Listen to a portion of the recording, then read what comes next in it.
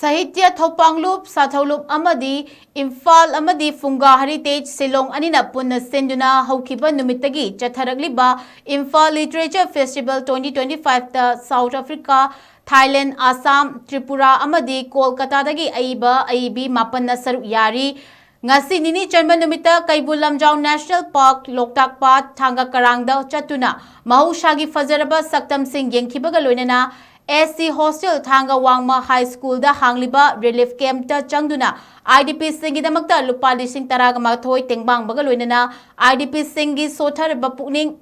Tawatki Ngasigi Kongchat Aduda Saru Yakiba Tripura Dagi Saknairaba Manipuri Longi Aiba Langoljam Birmangol na Fongdo Kibada Malem da angakpagi masak oiriba Thumi Chendaba Loktak Path asi leitrabadi Manipur asi lekang la on khigani Loktak kan bahaibasi Manipur miyam gi thodang oifam thoi makhak na makha tana hai tongan ba lon singi aiba aibi sing unaba sina aikhoi gi lon literature amadi culture asi extend taunabada hena khumang chawshin mangamgani Imphal Literature Festival na globally language literature and culture chawkhat hananaba hotnabada chawna mating pangduna lakli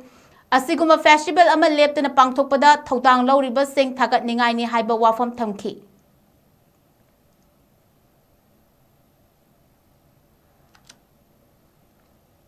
lakpani Imphal Literature Festival ki mapoi pandam di Manipuri saite si atopa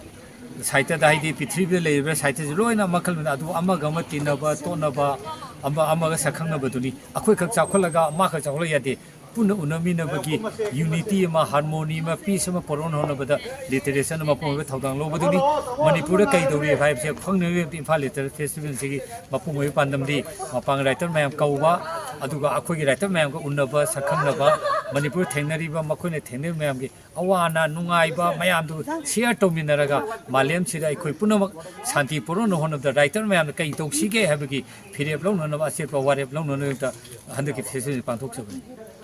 Akoi hum suba akoi loisenba numisi akoi na thamiba mapungba plan si akoi gi sidasu akoi tongan ba IDP singda akoi unanabagi thorang leiri loinana akoi gi saknairaba aiba ICCR gi zonal director oiriba munisini thokjamni iba kingdom of maitei ko ba 1891 gi sida yumpham oiba laire makhak akoi RKCS art gallery da Nainawe program lay masida main speaker oina Momaitham Kiran Kumar na hai lai si matang da nainage du participate tawre mayam punam su share tawgani loinana aikhoi Manipur da thoiba thodo watho mayam su siki salur matung da aikhoi mayam pullaga madugi feedback kari le man so khoi punna losenba thoram si khoi pangthom na khoi trai thorang tokre aikhoi si akhoi gi theater gi malem gi da lord of the theater haina ba khoi hairaba theater icon ratan thiam laiba khoi leihidre maki complex chorus